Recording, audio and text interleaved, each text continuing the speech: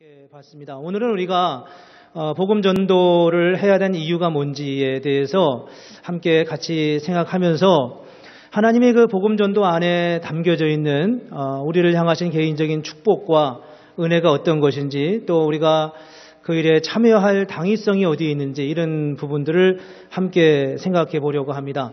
여러분, 전도하면은 굉장히 부담스럽죠, 그렇죠? 굉장히 부담스럽고 늘 마음에 그런 짐은 있는데 사실 잘 하지 못하는 것 때문에 마음의 짐이 참 큰 것을 느낍니다. 물론 아예 뭐 그런 생각을 또 우리가 좀 덜 하는 분도 있을 수 있겠지만, 그러나 우리가 늘 그런 부담이 있어요. 그리고 전도하면 제일 먼저 떠오르는 성경 구절이 있습니다. 그 구절이 대부분 이제 사도행전 1장 8절이나 마태복음 28장 19절 20절 같은 데 있는데, 마태복음 28장 19절 20절에 보면은 앞에 나와 있는 것처럼 그러므로 너희는 가서 모든 족속으로 제자를 삼아 아버지와 아들과 성령의 이름으로 세례를 주고 내가 너희에게 분부한 모든 것을 가르쳐 지키게 하라. 볼지어다 내가 세상 끝날까지 너희와 항상 함께 있으리라. 이 말씀을 읽은 다음에 항상 설교자는 그렇게 말합니다. 설교는 명령입니다. 설교는 사명입니다. 선교는 해야 되는 겁니다. 이렇게 흔히 우리가 결론을 맺습니다.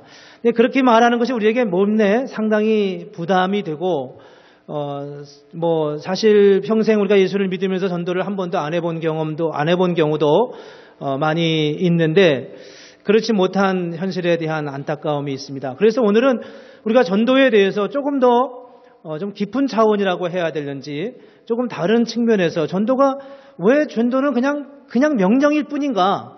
전도 그 안에 담겨지는 의미는 뭔가라는 부분을 함께 생각해 보려고 합니다. 그래서 오늘 제목을 전도의 유익이 무엇인가라는 이렇게 정했는데, 조금 제목치고는 정해놓고도 이렇게 썩 마음에 들지는 않습니다. 그러나 전도 안에 담겨져 있는 하나님의 의미가 무엇인지를 함께 생각해 보려고 합니다. 첫째는 전도의 속성 때문입니다. 전도의 속성이에요. 전도가 본질적으로 뭘 말하느냐 하는 거에 대한 정의, 이해가 우리에게 필요합니다. 우리는 예수를 믿으면서 믿는 게 뭐냐라고 말할 때, 복음이 뭐냐라고 말할 때, 그 복음을 흔히 우리는 자기 위로나 심리적 자기 위안, 자기 체면, 이런 것들로 생각할 때가 참 많이 있습니다. 주관적 자기 변화에 초점을 맞추는 거죠. 예수를 왜 믿습니까? 라고 물으면 교회 나가면 마음의 위로가 돼요. 마음이 평안해요. 이렇게 말하는 거죠. 지극히 개인적인 겁니다. 그러다 보니까 어떤 문제가 생기냐 하면, 밖에 예수 안 믿는 사람들 보면 나보다 평안하게 사는 사람들이 참 많이 있어 보이는 거예요. 그러면 전도할 이유를 다 잊어버리게 됩니다. 고린도전서 15장에 보면은 예수님의 부활을 경험한 사람들의 이름이 여러 사람 나와 있습니다. 그 사람들 중에 이렇게 베드로가 나와 있고, 그리고 12제자와 500여 형제와 야고보와 모든 사도, 그리고 바울이 자기를 지칭해서 모든 다 중에 만삭되지 못하연 자 같은 내게도 보이셨다라고 말씀합니다. 예수님의 부활에 대해서 부활을 경험한 사람들입니다. 예수님의 부활을 경험한 사람들, 베드로와 12사도와 그리고 또 500의 형제와 야고보와 모든 사도와 만삭되지 못하여 10달을 채우지 못하고 태어난, 요즘은 10달을 채우지 못해도 다 인큐베이터에서 잘 양육을 한 다음에 이렇게 태어나서 어떤 아이 보니까 육체적으로 출생한 날이 있고, 본래 그가 태어났어야 되는 그 날짜를 생일로 다시 삼는 것을 봤어요. 그러니까 그렇게 오늘날은 기술이 발달해서 문제가 안 되지만, 고대 시대에는 이게 일찍 태어나면 평생 이 마음에 좀 육체적으로 허약한 가운데 자라게 됐던 것 같은데, 그런 상황에서 바울이 마치 자기가 그런 존재인 것처럼, 그렇게 허물 많고 연약한 그런 존재인데 그런 내게도 보이셨다라고 말씀하고 있습니다. 여러분, 이 사실을 보면서 예수님의 부활을 증명할 수 있다고 생각하십니까? 사람들한테 가서 이야기할 때 성경 고린도서 15장에 보니까 많은 사람들이 예수님의 부활을 봤다더라. 그래서 예수님의 실제 부활이 진짜다, 예수님 죽었다 살아났다, 이렇게 말할 수 있냐는 겁니다. 우리는 그렇게 말하면 남한테 놀림을 당하기가 참 쉬워요. 근데 지금 바울은 고린도서 15장에 있는 말씀을 보면서 이야기하면서 예수님의 부활이 사실이다라고 이야기하고 있는 겁니다. 이 말은 이런 뜻입니다. 이게 고린도서 15장에 있는 말씀은 증명하는 게 아니라 증거하는 것입니다. 법원에서 살인 누명을 쓴 사람이 재판을 받고 있습니다. 살인 사건이 일어났어요. 그래서 한 사람이 살인에 대한 용의자로 지목이 돼서 재판을 받고 있습니다. 어떤 사람이 가서 내가 그 사람이 그 살인 현장에 있지 않았다는 것을 내가 알리바이를 내가 증거자로다가 증명해 줍니다. 그 사람 나하고 그 시간에 여기서 이런 일을 하고 있었습니다. 밥을 먹고 있었습니다. 영수증도 여기 있습니다. 이렇게 이야기함으로써 내가 그 사람이 실제 그 현장에 있지 않았다는 것을 증명해 주는 겁니다. 그게 내가 바로 증인을 쓰는 거잖아요. 내가 그렇게 증인을 쓰므로 인하여서 그 사람은 그 현장에 있지 않았다는 것을 증명이 되고 그러면서 그런 살인 누명으로부터 벗어나게 되겠죠. 몇 사람만으로요. 단 한 사람의 증언만으로 그것이 가능하게 된다는 겁니다. 성경에서는 그런 재판을 할 때 최소한 2사람 이상의 증거를 가지고 재판을 하라고 말했어요. 요즘 법에는 어떤지 모르겠어요. 한 사람만 가지고 그게 되는지 모르지만 어쨌든 그 증거는 다수결에 의해서 되는 게 아니라 많은 사람이 동의해서 되는 게 아니라 한 사람만의 증거, 한 사람만의 증언만으로 충분한 거예요. 바울은 지금 구약 성경에서 어떤 재판을 할 때 2사람 이상의 증언만 있으면은 그것을 사실로 인정해서 재판을 이렇게 하라고 하는 말씀에 근거해서 그 근거에 기초해가지고 고린도서 15장에 예수 그리스도의 부활을 증명하기 위해서 적어도 6번 이상의 그룹의 사람들이 예수님의 부활을 보았다고 지금 말씀하고 있는 겁니다. 수로 말하면 500여 명이 넘는 사람들이 말하고 있는 것이고요. 그래서 예수님의 부활을 그렇게 증명하는 겁니다. 그래서 바울은 예수님의 부활이 너무도 분명하고 너무도 확실하다고 이야기하는 겁니다. 다시 원점으로 돌아가서서요. 우리의 믿음은 무엇입니까? 우리가 믿는 복음이라는 것은 자기 신념이나 자기 확신이 아니라는 거예요. 그것은 어떤 객관적 사실에 대한 분명한 증거이고 확증이고 증언하는 것입니다. 여러분, 만약 우리의 믿음이 우리 자신의 그냥 개인적 위로를 위한 자기 확신이라면 우리는 그 복음에 대해서 다른 사람에게 이야기할 때 조심해야 됩니다. 왜냐하면 그건 우리 생각이기 때문이죠. 그건 우리 생각이에요. 우리가 이렇게 믿는 것뿐이에요. 우리가 이렇게 믿어서 예수를 믿고 복을 받았다. 우리가 이렇게 예수를 믿어서 그냥 잘 됐다. 그렇게 잘 될 수 있는 거죠. 뭐 꼭 예수를 믿어야만 잘 되는 것이겠어요? 그렇지 않을 수도 있지 않겠습니까? 부모를 잘 만나서 잘 되는 사람도 있고 좋은 사람을 만나서 잘 되는 경우도 있을 수 있기 때문에 꼭 예수를 믿어서만 잘 되는 건 아니기 때문에 예수를 믿으라고 말하는 것은 굉장히 불쾌하고 무례한 일일 수 있다는 거예요. 근데 바울은 지금 무엇을 말하냐 하면 그것이 내가 어떤 논증의 의미에서 이렇게 말하는 게 아니라 목격자로서 증언하는 것입니다. 목격자로서. 이게 굉장히 중요한 차이점입니다. 목격자로서의 증언은 어떤 의미가 있냐 하면 나의 증언에 의해서 어떤 한 사람이 죽을 수도 있고 살 수도 있다는 거예요. 우리의 증언에 의해서요. 그래서 많은 사람들은, 그런데 많은 믿음의 사람들은 이 부분에 있어서 혼돈할 때가 있다는 겁니다. 마치 우리의 믿음이 자기 확신, 자기 신념처럼 생각해 가는 거죠. 심리적 위안으로 우리의 믿음을 치환해 버리는 거예요. 사실은 우리는 객관적 사실에 대한 하나님의 구원의 역사에 대한 하나님이 우리를 구원하시기 위해서 당신의 아들을 이 땅에 보내셨고 그분을 십자가에 달려 죽게 하셔서 우리에게 구원의 길을 열어주셨다고 하는 우리와는 전혀 상관없는 제3자의 입장에서 우리는 그분의 구원의 역사를 증거하고 표증하는 것입니다. 갈라디아서 1장 8절에 보면은 바울이 이런 이야기를 말씀을 하고 있습니다. 그러나 우리나 혹 하늘로부터 온 천사라도 우리가 너희에게 전한 복음 외에 다른 복음을 전하면 저주를 받을지어다. 바울이 왜 저렇게 다른 복음을 전하면 저주를 받을 거다 이렇게 강하게 이야기할까요? 저기서 말하는 다른 복음이란 뭘 말하냐면 유대적 율법주의를 의미합니다. 유대적 율법주의란 우리가 열심히 뭔가를 살아서 예수 그리스도의 부활을 증명해야 된다 이렇게 말하는 겁니다.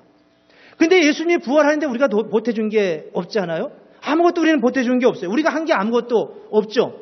그분이 행하신 겁니다. 그분이 행하신 것을 우리는 그냥 증언할 뿐이라는 거예요. 베드로전서 오늘 본문 15절에 보면은 이런 말씀이 있습니다. 너희 마음에 그리스도를 주로 삼아 거룩하게 하고 너희 속에 있는 소망에 관한 이유를 묻는 자에게 대답할 것을 항상 있게 하라. 소망에 관한 이유. 그분이 우리를 구원하시고 그분이 예수 그리스도를 우리에게 보내주시고 우리를 위하여 구원의 길을 열어주신 그분의 사건, 그 사건에 대한 소망, 그것 때문에 우리가 소망을 가지고 오늘도 살아가고 있는데 이 소망에 관한 이유를 묻는 자에게 대답할 것을 분명하게 준비하라고 말씀하고 있습니다. 여러분 앞에 있는 사건과 다시 연결 지어서요. 어떤 사람이 살인 누명을 썼습니다. 살인 누명을 써서 용의자로 체포가 돼가지고 감옥에 갇혀 있어서 재판을 받고 있습니다. 억울하게 누명을 쓰던 사람이 어떤 사람의 증언에 의해서 이제 누명을 벗을 단계에 이르게 됐습니다. 근데 좀 더 조사를 하다가 좀 미신적인 게 생긴 거예요. 그래서 검찰이 이 사람을 다시 부릅니다. 와서 한 번만 더 와서 증언을 해줬으면 좋겠다고요. 그러자 이 사람이 이렇게 말합니다. 저 시간이 없어서 못 가겠습니다. 이렇게 빼는 거예요. 시간이 없어서 못 가겠습니다. 이렇게 해서 이 사람이 증언을 거부하자 사건을 다시 원위치로 되돌릴 수밖에 없는 상황에 위기가 벌어졌어요. 어쩌면 그 사람이 증언을 안 쓰므로 인하여서 무죄한 사람이 죄인으로 낙인이 찍힐 수도 있고 또 어쩌면 이 처음에 와서 증언을 해줬던 이 사람이 사실은 거짓말을 했었을 가능성도 충분히 있는 거예요. 그렇지 않겠습니까? 그러니까 두 번째 또 한 번 진술하다가 자기의 거짓이 드러날까 싶어서 진술을 못하는 거죠.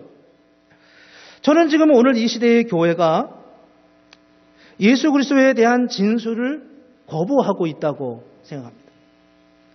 우리는 지금 거부하고 있는 거예요. 예수 그리스도에 대한 진술을 우리는 예수를 믿는다고 말하면서 그분은 혐의가 없습니다 라고 생각하면서 그분은 십자가 위에서 달리셔 죽으셨다가 분명히 살아나셨습니다 라고 그렇게 믿는다고 말하면서도 사실은 진술을 거부하는 거예요. 이거는 객관적 사실에 대한 우리의 태도를 의미하고 있습니다. 여러분 마음을 풀었으면 좋겠어요. 제가 지금 여러분들에게 성도님들에게 우리 전도하러 갑시다 그 얘기를 하려고 하는 게 아닙니다. 지금 금방 우리가 나갑시다 이런 얘기를 하는 게 아니라는 거예요. 우리 지금 전도가 왜 전도를 해야 되는가? 전도 안에는 어떤 의미가 있는지를 한번 생각해 보자는 거예요. 그래서 우리의 삶의 자리에서 우리가 왜 복음의 증인이 되어야 되는지를 어떤 당위성에 대한 생각을 우리가 가지고 하나님 앞에 나아가야 합니다. 열왕기하 5장에 보면 이런 말씀이 나와 있어요. 나하만 장군 이야기가 나오는데 그 나하만 장군이 굉장히 훌륭한 아람 나라의 장수였는데 문둥병이 걸렸습니다. 이 문둥병이 걸려서 여러 군데 천지사방에 다 이렇게 좋은 약이 있는지 좋은 치료를 받을 수 있는 곳이 있는지 여러 군데 알아봤어요. 근데 다 없는 거예요. 근데 그 나하만 장군의 집에 누가 있었냐 하면 이 나하만 장수는 군인이었기 때문에 과거에 이 이스라엘을 침공해서 거기서 얻어온 한 계집종이 있었습니다. 이 계집종이 이 나하만 장군의 부인에게 그렇게 말하잖아요. 이 장군이 우리 주인이 사마리아에 계셨더라면 거기서 선지자 앞에 계셨더라면 좋았겠나이다. 그랬더라면 저의 선생님의 나병을 고칠 수 있었을 것입니다. 이렇게 증언하고 있습니다. 이 계집종이 말이에요. 이거를 계집종이 나하만 장군에게 어떤 훈계를 둔다 이렇게 생각하면 할 수 없는 것입니다. 인생은 이렇게 사는 거예요, 선생님. 인생은 그렇게 살면 안 돼요. 그렇게 살다가는 그게 질병이 걸릴 수밖에 없어요. 그러니까 당신이 예수를 믿어야 되면 이렇게 말하는 것이면 할 수 없는 노릇이죠. 그렇게는 어떻게 그렇게 할 수 있겠어요? 그러나 이 여종은 그게 아니라 이 왕이 우리의 주인이 사마리아에 계셔서 내가 아는 그 엘리사라고 하는 이 선지자 앞에 있었더라면 그의 나병을 고칠 수 있었을 것입니다. 라고 말하는 거죠. 그게 바로 예수를 믿는 사람의 증언의 증거자라는 겁니다. 오늘 본문은 우리에게 이렇게 말씀합니다. 너희 속에 있는 소망에 관한 이유를 묻는 자에게 대답할 것을 준비하라 라고 말합니다. 우리가 믿고 있는 이 예수 그리스도의 믿음, 구원에 대한 이 놀라운 역사를 우리가 어떻게 증거하냐 하는 겁니다. 우리는 이런 부분에 대해서 대부분 다 침묵하고 있습니다. 침묵하면 우리는 그냥 중립에 서 있다고 생각하는데 사실은 그렇지 않아요. 어떤 분이 얼마 전에 그런 말씀을 하시더라고요. 본인이 청중 앞에서 어떤 발표를 하게 돼서 앞에 나가서 상당히 많은 사람들이 앞에 있는데 절 발표를 하는데 그 발표하는 중에 청중들의 생각을 다 이해할 수 있겠더라는 거예요.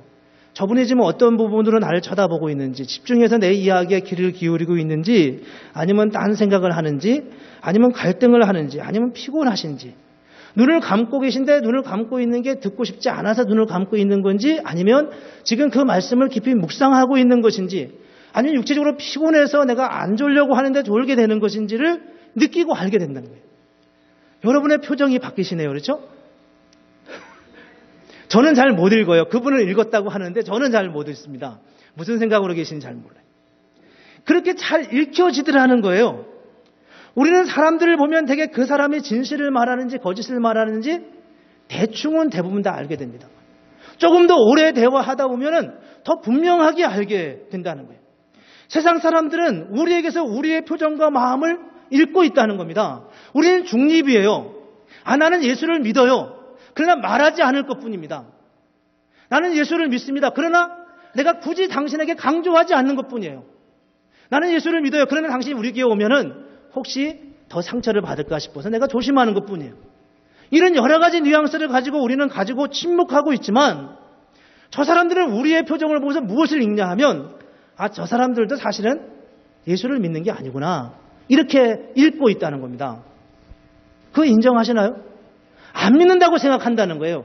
사실은 심리적 위안을 받는 것뿐이죠. 사실은 가서 혹이나 정말 천국이 있어서 천국이 지옥이 있어서 혹이나 내가 지옥에 떨어지면 어떻게 할까? 이런 불안한 마음을 혹 갈런지는 몰라도 사실은 저 사람도 사실은 믿지 않는다는 거예요. 그걸 사람들이 안다는 거죠. 그래서 굳이 우리의 말에 귀를 기울이지 않는다는 거예요.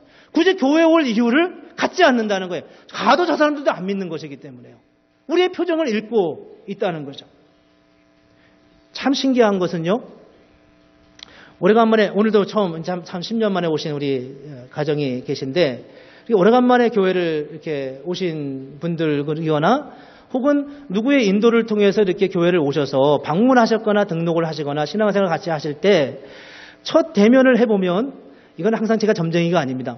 대면을 해보면 뭘 느끼냐 하면 이분이 이분의 전도자를 통해서 무슨 이야기를 듣고 왔구나라는 게 느껴진다는 거예요. 굉장히 두려운 얘기입니다. 이분을 인도한 그분으로부터 어떤 이야기를 듣고 장기 방문했는지, 오래간만에 왔는데 이 오래간만에 오신 분이 교회에 대한 어떤 인포메이션을 가지고 왔는지 이게 느껴진다는 겁니다. 굉장히 두려운 거예요. 그 사람이 이렇게 노골적으로 말한 건 아무것도 없어요. 그러나 그럼에도 불구하고 우리는 다른 사람들은 우리의 얼굴을 보고 우리가 영적인 존재이기 때문에 우리가 어떤 존재인지를 알고 있다는 겁니다. 자녀는 부모의 거울이라고 말합니다. 뭐라고 말하지 않아도 내 자녀의 모습을 보면서 내 믿음이 어디에 서 있는지를 볼 수밖에 없습니다. 세상 사람들은 우리가 예수 그리스도에 대해서 우리의 믿음에 대해서 침묵할 때 우리가 무엇을 믿고 있는지에 대해서 저들은 말하지는 못하지만 느끼고 있다는 겁니다. 우리는 우리 속에 있는 소망에 관한 이유를 분명히 가지고 있어야 하고 또 그 말씀을 증언해야 합니다.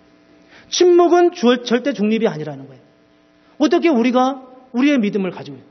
근데 문제는 제가 지금 여러분들에게 우리 전도하러 갈 때 이 얘기하는 게 절대 아니라는 겁니다. 지금 제가 지금 말하고 싶은 것은 우리 안에 있는 믿음이 정말 뭐냐는 겁니다. 우리가 정말 예수님을 믿고 예수님을 향하여 나아가고 있는지에 대한 그 믿음이라고 하는 그 본질적인 것에 의해서 우리가 정말 주님을 믿고 있는지에 대한 확증을 역으로 우리는 할 수밖에 없는 상황이라는 거죠. 그래서 두 번째로 우리가 여기서 이어 생각하게 되는 것은 복음은 필연적으로 언어로 말로 전파될 수밖에 없습니다. 우리는 그런 이야기 잘하지 않습니까? 나는 삶으로 복음을 전한다고요. 삶으로 전한다고요. 그 말이 얼마나 물론 의도는 좋은 의도예요. 그 의도가 뭔지는 우리가 알아요. 그렇지만 그 말은 굉장히 큰 모순을 가지고 있는 겁니다. 어떻게 나의 삶을 통하여 그리스도를 알 수 있겠습니까? 내가 아무리 거룩한 삶을 산다고 해서 그것을 통해 다른 사람들이 하나님이 당신의 아들을 이 땅에 보내시고 우리를 위해 십자가에 죽게 하시고 구원의 길을 열어놓으셨죠. 이렇게 어떻게 이해할 수 있냐는 겁니다. 그건 아니라는 거예요. 법정에서 증인이 서면 그 증인은 최소한의 양심을 가지고 있는 사람이면 증인이 설 수 있습니다. 그럼 법적인 용어로 그런 거 있잖아요. 금치산자라고. 법정에 설 수 없는 사람이 있어요. 정신적인 질환이 있거나 바른 판단을 할 수 없다고 판단된 사람은 증인이 될 수 없습니다. 그러나 그가 비록 설령 죄인이라 하더라도 증인이 될 수 있는 거예요. 자, 내가 본대로 확증한, 경험한 대로 이야기하는 거죠. 그건 모든 사람에게 주어져 있는 법적 특권을 가지고 있는 것입니다. 우리가 인격적으로 훌륭하면 우리가 증거하는 증언에 좀 더 신뢰를 얻을 수 있는 것은 사실입니다. 그러나 우리가 말로 하기 이전에 우리가 우리의 삶을 통해서 복음을 알 수 있다고 하는 것은 불가능한 일이라는 거예요. 분명한 것은 내가 복음이 아닙니다. 어떤 면에서 예수 안 믿는 사람들 중에 더 착하게 사는 사람들이 허다히 많이 있어요. 차라리 불신자가, 차라리 예수를 처음 믿은 사람이 훨씬 낫다, 이런 말을 정말 목사의 입으로 안타깝게도 그렇게 말할 수밖에 없는 현실은 너무 안타까운 거예요. 그러나 그건 사실이죠. 어떻게 예수를 그렇게 오래 믿어도 변하지 않는 현실의 교회 속에서 우리는 복음을 전해야 하는 안타까움이 우리에게 있습니다. 그러나 그럼에도 불구하고 우리가 기억할 것은 복음 자체는 우리의 삶으로 증거되는 게 아니라는 겁니다. 말로 표현되기 전까지는 저 사람들이 복음을 이해할 수 없습니다. 물론 예수를 믿었고 복음도 어느 정도 들었는데 누군가의 상처에 의해서 교회 나오기를 멈춘 사람들에게 삶은 필요하지만 복음 자체는 그럴 수 없다고 하는 겁니다. 사도 바울이 뭐라고 디모데전서 1장 15절에서 말씀하면 나는 죄인 중에 괴수라고 말합니다. 그는 복음에 대해서 그렇게 강조하는 사람이 나는 죄인이라고 현재형으로 이야기하고 있어요. 나는 죄인 중에 괴수다. 그러나 그런 나를 구원하신 분이 바로 하나님이시라고, 그리스도라고 말씀하고 있는 겁니다. 여러분, 여기 학생들은 아니지만 자녀를 낳으신, 결혼하고 자녀를 낳으신 아빠가 되신 분들에게 여쭤보고 싶어요. 여러분들은 여러분 자녀들에게 최소한 한 번 이상 얘야, 내가 정말 미안하다, 아빠로서 잘못했다, 이렇게 말해본 경험이 있으신가요? 내가 예수를 믿는 아빠로서 좋은 본을 못 보여준 것 같아. 정말 미안해, 내가 너한테 미안하다, 이렇게 말해본 적이 있으신가요? 예수 믿는 건 이런 거야. 이리 와서 예배 드리자. 맨날 예배를 빠지면 안 돼. 이렇게는 이야기했을런지 몰라도 얘야, 내가 정말 미안하다. 내가 예수 믿는 아빠로서, 예수 믿는 목사로서 내가 이런 본을 보여서 정말 미안하다, 이렇게 말해본 적이 있으시냐고요. 교회 오래 다니는 사람이 초신자에게 가서 성도님 정말 죄송합니다. 제가 이런 실수를 범해서는 안 되는데 정말 이런 실수를 범했어요. 예수를 믿는 사람 믿는 내가 이런 직분자로서 그러면 안 되는데 그럴 수밖에 없는 것을 나를 용서해 달라고.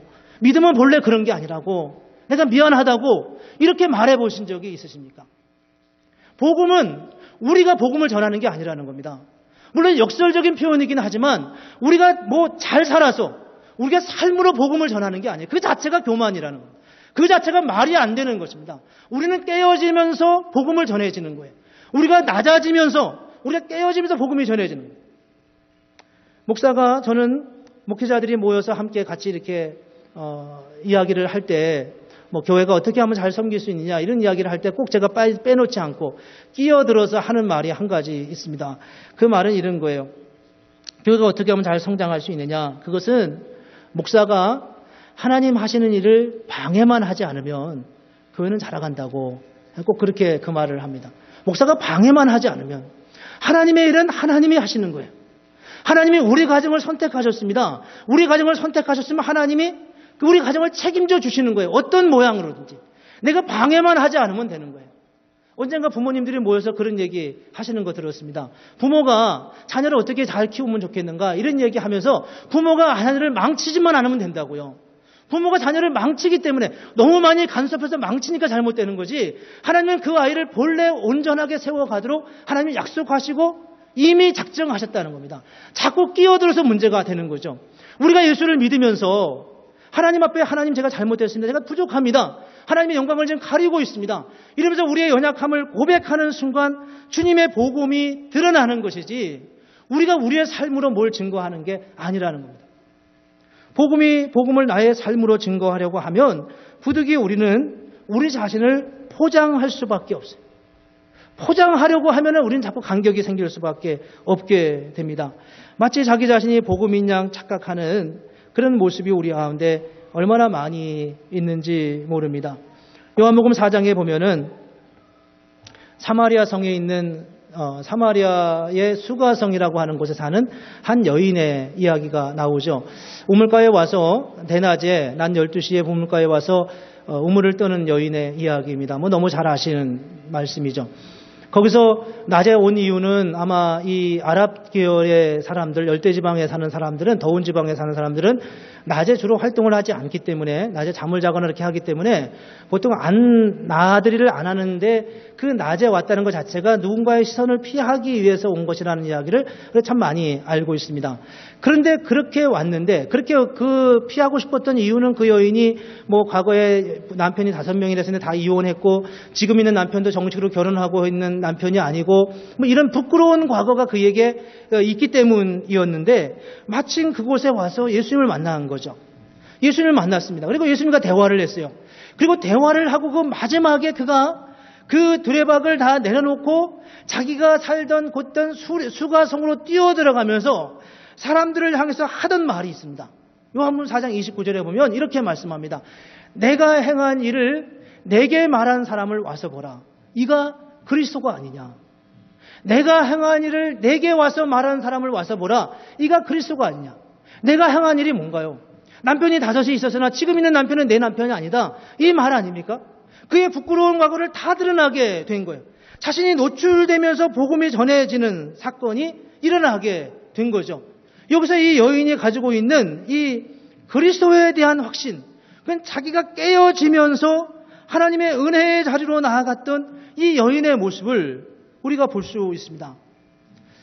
전도자가 됐으면 좋겠습니다. 그러나 전도자가 되기 위해서는 우리는 어떻게 해야 하겠습니까?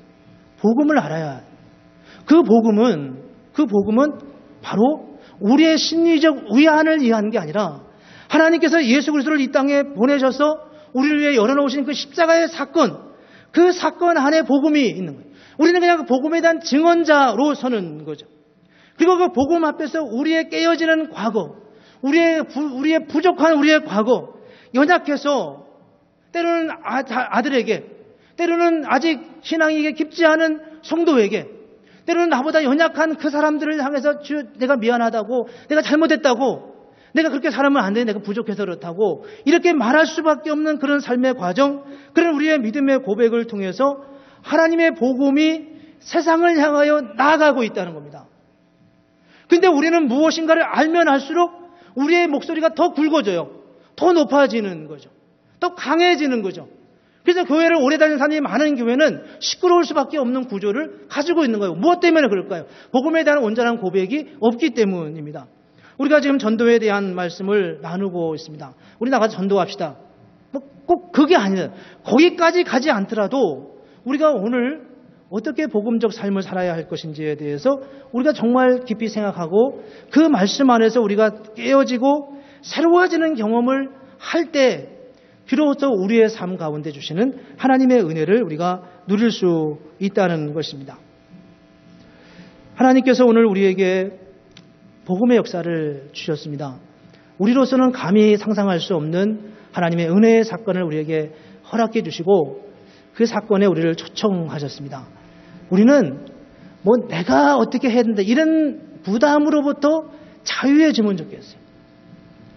내가 직분이면 목사인데 장로인데 집사인데 권사인데 이런 타이틀을 다 내려놓고 이런 호칭 안 부르고 어떻게 교회가 할 수 있는 방법이 없을까 이런 고민이 저에게 있지만 어쨌든 그런 타이틀을 내려놓고 정말 나의 약함을 정말 복음 앞에서 나의 부족할 수밖에 없는 모습을 고백하고 함께 나를 위해 기도해달라고 말할 수 있는 그런 편안함과 그런 오픈된 마음과 그런 복음의 고백이 우리에게 있을 때 정말 사람들이 우리의 모습을 보면서 저기에 정말 복음이 있구나. 저기는 우리에게 없는 무엇인가가 있구나라고 느끼고 깨닫지 않겠습니까? 그럴 때 나가서 복음 한마디를 전하면 3,000명이 구원을 받는 역사도 일어나게 되는 거죠. 우리 안에 갇혀져 있는 우리를 스스로 닫아놓고 살아가는 이런 삶의 현장에서는 아니 복음을 전도는커녕 우리 가정조차도 하나 아름답게 가꾸어 가기는 심히 어려울 수밖에 없습니다. 우리에게 주시는 하나님의 은혜의 역사를 따라서 우리의 깨어짐에 대해서 두려워하지 않고 하나님 주시는 은혜를 누리며 정말 복음 전도의 그 놀라운 가장 밑바닥에 있는 그 복음이 무엇을 우리에게 주시는지를 우리가 깨닫고 그 앞에 믿음의 고백으로 나아가는 복음을 깨닫는 그런 은혜. 그래서 많은 사람들이 우리를 보고 내가 한마디 했는데 사람들이 나한테 오네. 이런 경험을 우리가 얼마나 하면 얼마나 아름답겠어요. 그렇죠? 내가 그냥 교회 한번 가보실까요? 이렇게 말했는데 그 사람이 교회를 나오기 시작하고 예수를 믿기 시작한다면 얼마나 그게 놀라운 사건이겠습니까? 그런 은혜가, 그런 하나님의 소망이 우리 가운데 있기를, 그리고 그런 역사가 우리 교회 가운데 나타나기를 주님의 이름으로 축복합니다. 기도하겠습니다.